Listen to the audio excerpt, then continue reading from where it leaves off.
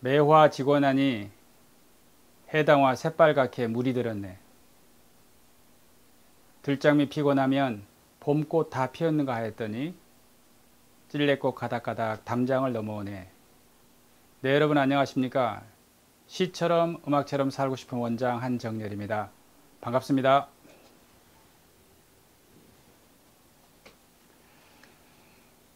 오늘 제가 말씀드리려고 하는 내용은 만성 C형 간염 치료 약제에 대해서 금년 6월까지 국내에 소개된 약제를 중심으로 말씀드리도록 하겠습니다.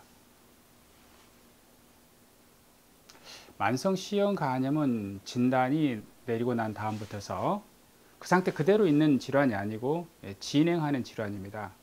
진행을 해서 간경변이 되고 더 진행하면 비대상성 간경변 그리고 이제 간암이 생길 수가 있기 때문에 만성 C형 간염을 우리가 치료하는 것입니다. C형 간염은 혈액을 통한 감염이기 때문에 어떠한 경로를 통해서 내 피 속으로 C형 간염 바이러스 들어온 거죠. 그랬을 때 대개 한 20% 정도는 저절로 좋아집니다. 그래서 저절로 C형 간염이 나았을 수가 있고요. 80% 정도는 이제 만성 C형 간염 환자가 됩니다.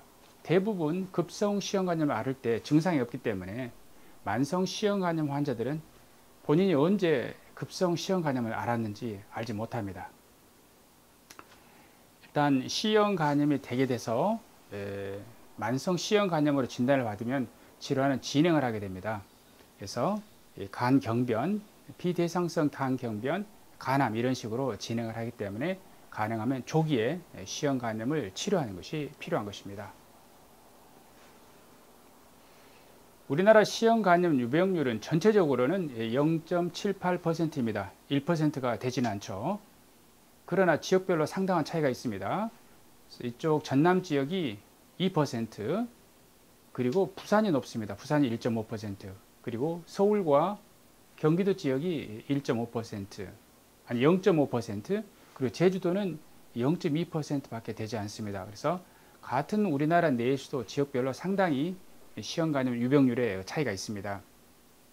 그 C형 간염은 나이가 들에 따라서 유병률이 증가하게 되는데요. 70세 이상에서는 2% 정도입니다. 그래서 우리가 치료하고자 하는 C형 간염의 많은 분들은 연령이 높기 때문에 많은 동반 질환이 있고 또 많은 약제들을 먹고 있습니다. 그렇기 때문에 치료해야 할 때 고려해야 할 점들이 많이 있습니다. C형 간염 진단에 대해서 알아보겠습니다. C형 간염 검사는 우연히 하게 된 C형 간염 항체 검사에서 양성이 나오면 이게 아까 말씀드린 것처럼 20% 정도는 저절로 났을 수도 있기 때문에 그런 사람인가 보기 위해서 C형 간염 바이러스 RNA 검사를 합니다. 진짜 혈액 내에 C형 간염 바이러스가 있는가를 보는 것이죠. 그래서 C형 간염 바이러스 RNA가 양성으로 나오면 그때는 이제 치료가 필요한 사람입니다. 바이러스 양이 많건 적건, 예전에는 바이러스 양이 많으면 치료가 어려웠지만 지금은 바이러스 양이 많건 적건 치료 효과가 똑같습니다. 그래서 C형 간염 바이러스가 발견이 되면, 혈액 내에서 발견이 되면 이제는 치료를 위해서 C형 간염의 유전자형을 알아야 됩니다.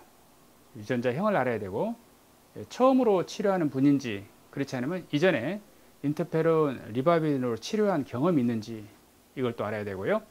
환자 상태가 그냥 단순한 간염인지 또는 간경변인지, 간경변 중에서도 대상성 간경변으로 그 상태가 심한 상태인지를 나누어서 치료 약제를 선택을 하게 되고 또 치료 기간을 선택을 하게 됩니다.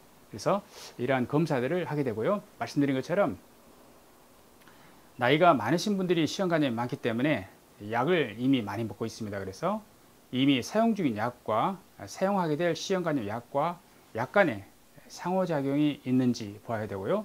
또 콩팥이 나쁘면 사용할 수 없는 약도 있고 또 양량을 조절해야 되는 약도 있습니다. 그래서 콩팥 기능에 대한 평가 이런 것들이 필요합니다. 자, 그럼 다시 한번 만성 C형 간염을 치료할 때 그 치료 흐름도를 보면은 먼저는 C형 간염 바이러스 항체가 양성으로 나옵니다. 이때 C형 간염 바이러스 RNA를 측정을 해서 검출이 되면 치료를 위해서 유전자형을 검사를 하게 되고 그 다음에 현 상태를 파악을 하게 되는 것입니다. 만성 간염인지 간경변인지 또는 이제 비대상성 간경변까지 진행한 것인지, 그리고 처음으로 치료하는 초치료인지 그렇지 않으면 이미 인터페론 리바비린으로 치료하였는지, 그리고 먹고 있는 약을 평가를 해야 되고, 그리고 신장 기능 등을 평가해서 약제를 선택을 하게 됩니다. 그리고 우리나라는 B형 간염이 많기 때문에 B형, C형 간염을 같이 가지고 있을 수가 있는데요. C형 간염을 치료하다 보면 B형 간염 바이러스가 그전에는 치료가 필요 없는 상태였다가 다시 활성화가 되는 수가 있습니다. 그래서 동반 감염이 있는지 이런 것들도 확인을 하고 치료를 시작을 하게 됩니다. C형 간염의 그 단기 치료 목표는 약제를 써서 C형 간염 바이러스 완치에 이르는 것인데, 우리가 C형 간염 바이러스 완치할 때는 일반적으로 최근에는 12주 치료를 하고 있습니다. 그래서 12주 치료가 끝난 다음에 그 치료 종료 시점에서 C형 간염 바이러스가 검출되지 않으면 치료 종료점에서 C형 간염 바이러스가 검출되지 않음이라 하고, 그 시점으로부터서 12주 후에 다시 한번 C형 간염 바이러스 RNA를 검사를 해서 그때 역시 혈액에서 C형 간염 바이러스 RNA, HCV RNA가 검출되지 않으면 그때 완치라고 합니다. 예전에는 24주 후에 그 반응을 보았지만 지금은 12주 후에 그 반응을 봅니다. 영어로는 SVR, Sustained Virologic Response라고 해서 줄여서 SVR12라고 합니다. 이것을 12주 후에 치료 종료 12주에 해서 완치를 판정하는 중요한 검사가 되겠습니다. 이렇게 해서 이제 C형 간염 바이러스 완치가 되면, C형 간염 바이러스가 완치되었다는 뜻이지 C형 간염에 의해서 손상된 간 자체가 다 좋아졌다는 뜻은 아닙니다. 그러므로 그 후에도 지속적으로 추적 검사가 필요합니다. 특히 간경변의 경우라 그러면은 추적 검사가 매우 중요합니다. 만성 C형 간염의 유전자형에 따라서 치료약이 다르죠. 만성 C형 간염의 중에서 가장 많은 형은 우리나라는 유전자형 1B형입니다. 우리나라뿐만 아니라 주변 국가들이 다 1B형이 많은데요. 중국, 대만, 일본, 그리고 러시아까지 1B형이 대개 50% 이상을 차지하기 때문에 1B형을 잘 치료하는 것이 매우 중요합니다. 우리나라에서도 가장 많은 환자군이 유전자형 1B형입니다. 이러한 그 만성 C형 간염을 치료하는 데 있어서 그간에는 인터페론을 기반으로 한 치료를 하였습니다. 그래서 매우 치료 기간이 길고 부작용이 너무 많았습니다. 다행히 이제 직접 바이러스 작용제들이 나와서 이제 경구용 약제로 C형 간염을 단기간에 부작용 없이 거의 100%에 가까운 이제 치료가 가능하게 되었습니다. 그동안에 이제 선을 보였던 약들이 텔라프레비어, 보세프레비어 같은 약이었는데요. 이런 약들은 현재는 퇴출이 되었습니다. 최근에 사용하고 있는 약제는 닥순이죠. 다클린자하고 순베프라 앞자를 따서 닥순이라는 말을 사용하고, 그리고 하보니, 그리고 닥소, 다클린자하고 수호발디를 합해서 치료하는 닥소 치료를 주로 하였는데요. 지금은 국내 제파티어, 그리고 비키라, 엑스비라라고 하는 약이 새롭게 2017년 5월, 6월에 론칭을 하였습니다. 그래서 더 유전자형 1B형 치료를 잘 할 수 있게 되었습니다. C형 간염 치료제는 C형 간염 바이러스의 그 생활사의 어떤 부분을 작용하는 그 효소를 억제하느냐에 따라서 크게 세 가지로 분류가 됩니다. 이 세 가지 중에서 두 가지 이상을 병합을 해서 약을 사용을 합니다. 만성 B형 간염을 치료할 때는 대개 단일요법으로 치료를 합니다. 그러나 C형 간염은 단일요법으로 절대 치료하지 않습니다. 두 가지 이상의 작용 부위에 작용해서 작용하는 두 가지의 항바이러스를 병합을 해서 반드시 치료를 합니다.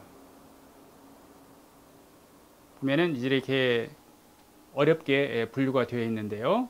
이것을 한번 볼까요? 최근에 나온 이제 제파티어라고 하는 약을 보면은 엘바스비어하고 그라조프레비어 이 두 가지 약제를 병합을 하였죠.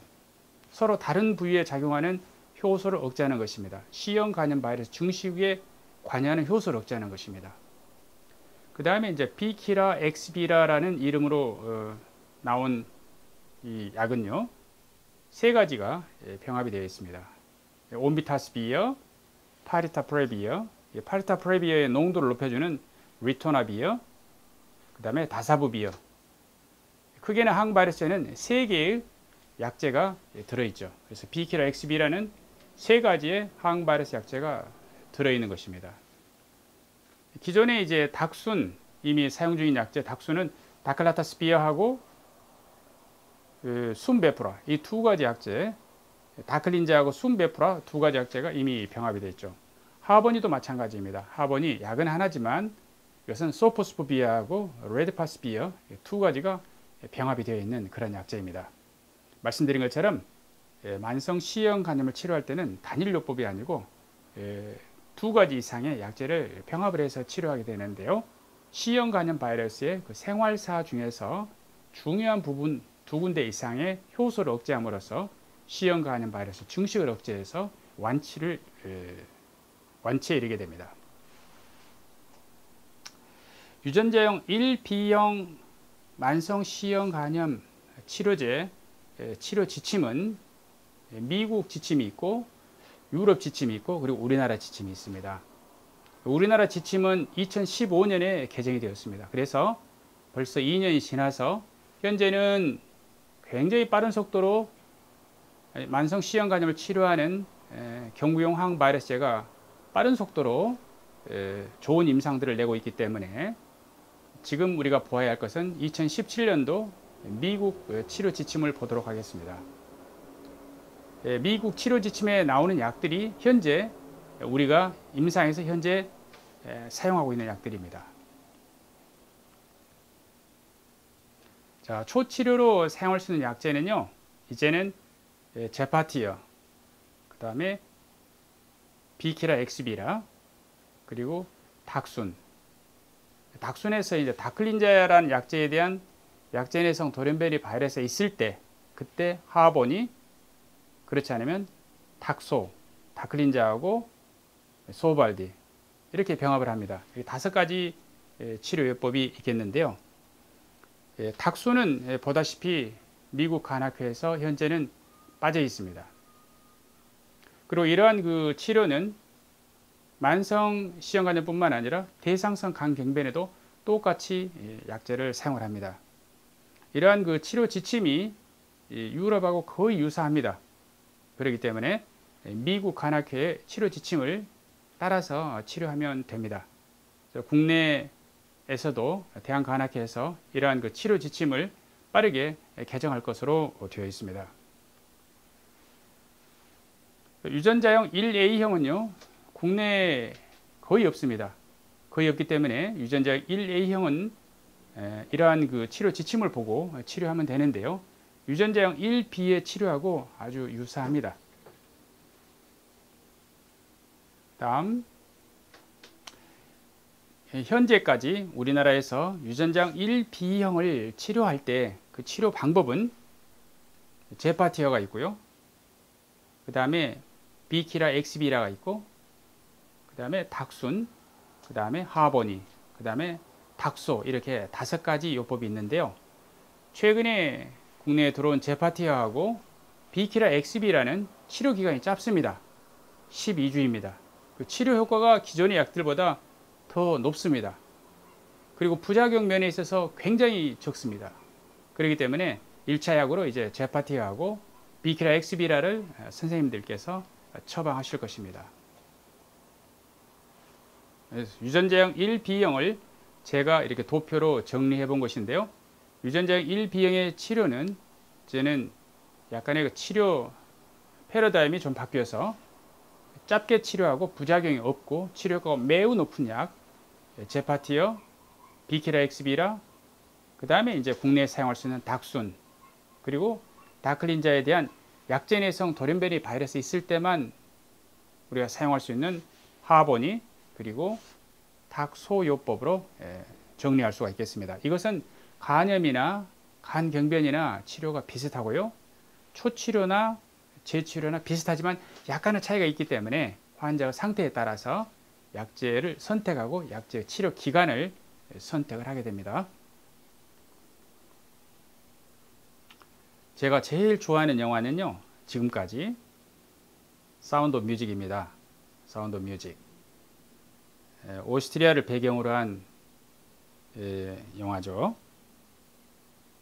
이 영화에서 보면은 줄리 앤드류스가 나오고 7명의 폰트랩 대령의 그 자식들이 나오게 되죠.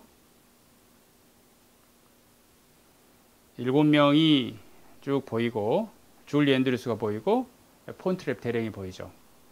줄리 앤드류스 옆에 선 첫 번째 딸, 영화에서 리즈 역을 맡은 이 사람은 이름이 차미앙 카인데요. 벌써 죽었습니다. 그래서 예전에 보았던 영화라서 이미 줄리 앤드류스나 이 폰트랩 대령은 80세가 넘으셨고, 나머지 애들로 나왔던 사람들도 굉장히 지금 나이가 많을 텐데요. 아직까지도 가장 기억에 남는 영화입니다. 이 사운드 오브 뮤직에서 에델바이스라는 노래가 나오는데요. 에델바이스가 영화에서 2번이나 이 폰트랩 대령이 부르게 됩니다. 자, 그러면 이제 마지막으로 오스트리아를 이제 떠나서 알프스를 넘을 때 마지막으로 부르고 있는 노래인데요. 자, 여기서 폰트랩 대령하고 줄리 앤드류스 그리고 7명의 아이들이 있는데요. 이들 중에서 노래를 부르지 않은 사람이 한 사람이 있습니다. 혹시 알고도 계신가요? 폰트랩 대령은 직접 노래를 부르지 않았습니다. 자, 이제는 유전자형 2형 치료에 대해서 말씀드리겠습니다. 유전자형 2형 치료는 매우 간단합니다. 치료 약제는 소발디하고 리바비린을 병합해서 치료하면 됩니다. 간염의 경우에 있어서는 소발디 리바비린 12주 치료를 하게 되고, 간경변의 경우에 있어서는 소발디 리바비린에서 16주를 치료합니다. 그것은 초치료이건 이미 치료한 경험이 있건 다 똑같습니다. 그리고 대상성 간경변이든 비대상성 간경변이든 다 똑같습니다. 그래서 유전자형 2형은 소발디 리바비린으로 치료하게 됩니다. 이제 비대상성 간경변의 경우에 있어서는 리바비린을 사용할 때 600mg으로 치료를 시작을 합니다. 일반적으로는 체중 75kg을 기준으로 해서 리바비린 1200mg을 사용하게 되고요. 75kg이 안 되면 1000mg을 사용을 합니다. 그러나 비대상성 간경변의 경우에 있어서는 리바비린을 600mg부터 치료하면서 빈혈의 정도에 따라서 양량을 오르고 내리고 합니다.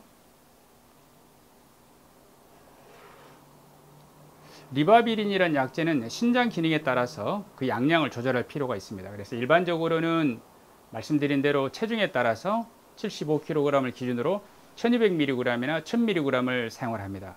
그런데 이제 만성 콩팥병으로 진행된 환자, 그러니까 만성 콩팥병을 가지고 있는 환자에 있어서 중등증의 만성 콩팥병을 가지고 있으면 이때 사용하는 리바비린의 양은 하루는 200mg, 하루는 400mg, 그 다음 날은 또 200mg, 400mg 이렇게 사용을 합니다. 그 다음에 중등증 다음에 중증에 신장애가 있거나 이미 혈액투석을 받고 있는 분들 중에 시형간염이 있는 경우에 있어서는 이때는 리바비린 용량을 200mg 하루 하나 사용합니다. 현재 국내에서는 200mg짜리로 나와 있기 때문에요. 하루 한 알만 사용을 합니다. 그래서 그 환자의 신장 기능을 보고 리바비린의 양을 결정을 해야 됩니다. 그러나 또 최근에 나온 약제, 유전자 1B형을 치료하는 제파티어나 이런 비키라, 엑시비라와 같은 약들은 신장 기능에 상관없이 정해진 양을 그대로 사용할 수가 있습니다. 특히 이제 제파티어 같은 경우에 있어서는 혈액 투석을 하고 있는 환자를 포함해서 중증 신장 환자를 대상으로 해서 제파티어를 투여한 임상이 있습니다. 그래서 안전하고 아주 효과적으로 유전자형 1B형 경우에 있어서는 98%의 높은 효과를 보이면서 유전자형 1B형 만성 C형 간염을 완치하였습니다. 간단하게 그러면 제파티어하고 비키라 엑스비라의 임상을 말씀드리면 제파티의 임상, 중요한 3상 임상 4가지를 같이 통합해서 분석을 해보니까 유전자형 1B형 치료에 있어서 그 치료 효과는 98%였습니다. 굉장히 높은 치료 효과를 보이죠. 그 다음에 비키라 엑스비라 임상에 대해서 말씀드리겠습니다. 비키라 엑스비라 유전자형 1B형을 대상으로 간염 후 환자에 있어서 치료 효과를 보기 위해서 중국과 대만과 우리나라 만성 C형 간염 유전자형 1B형 환자를 대상으로 임상 연구를 하였는데요. 이 연구에서 100%의 치료 효과를 보였습니다. 한 사람이 치료에 성공하지 못했는데요. 이 사람은 잘 보니까 혈액 내에서 약의 농도가 전혀 검출되지 않았습니다. 그래서 한 사람을 제외한 전부가 만성 C형 간염 유전자형 1B형 간염 환자에 있어서 비키라 엑스비라로 치료할 때 100%의 치료 효과를 보였습니다. 그리고 이것은 오닉스2라고 하는 연구로 조금 전에는 간염 환자를 대상으로 하였고 이번에는 간 경변 환자를 대상으로 해서 비키라 엑스비라를 12주 투하했을 때 그 치료 효과는 역시 100%였습니다. 그래서 지금 이제 우리가 사용할 수 있는 제파티어나 비키라 엑스비라와 같은 약들은 그 치료 효과가 100%에 가깝습니다. 그러나 지금 말씀드린 이러한 그 연구들은 임상 3상 연구로 잘 디자인된 고안된 그 연구이기 때문에 실제 임상에서 우리가 환자를 대할 때는 좀 다른 결과가 나올 수도 있습니다. 그러나 현재까지 나온 대표적인 3상 임상으로는 매우 높은 치료 효과를 갖는 약이 이제 국내에서도 처방을 할 수가 있게 되었습니다. 오늘 말씀드린 내용을 정리해 보면 만성 C형 간염의 진단에 대해서 말씀드렸습니다. 우선 C형 간염 바이러스 항체가 양성이면 C형 간염 바이러스 RNA 검사를 하고 RNA가 나오게 되면 이제 만성 C형 간염이기 때문에 치료를 위해서 유전자형 그 다음에 간염인지 간경변인지 그렇지 않으면 초치료인지 이미 치료를 받았는지 사용 중인 약제와 사용할 약제 간에 약과 약제 간에 상호작용은 없는지 그리고 경우에 따라서는 콩팥 질환이 있을 때는 중증 콩팥 질환이 있을 때는 사용할 수 없는 약들이 있습니다. 그래서 신장을 평가하면서 약제를 선택하고 치료 기간을 선택하게 됩니다. 현재 우리 국내에서 사용할 수 있는 유전자형 1B형의 그 치료 약제는 2017년도 미국 간학회 만성 C형 간염 유전자형 1B형의 그 치료 약하고 거기에서 권장하는 약들을 다 사용할 수가 있습니다. 그리고 다 보험이 됩니다. 다 보험이 된다고 하는 것은 제파티하고 비키라 엑스비라가 보험이 되고 닥순이 보험이 됩니다. 닥순에서 다클린자에 대한 약제 내성 돌연변이 바이러스가 있으면 그때는 하본이 그렇지 않으면 다클린자하고 소발디를 병합한 치료가 보험이 됩니다. 그리고 최근에 이제 론칭한 약제 제파티아에 대한 임상 그리고 비키라 엑스비라의 임상을 통해서 C형 간염 치료는 굉장히 효과적이고 굉장히 단순하고 굉장히 안전한 치료라는 것을 보여주었습니다. 오늘은 만성 C형 간염 전반에 대해서 말씀드렸습니다. 감사합니다.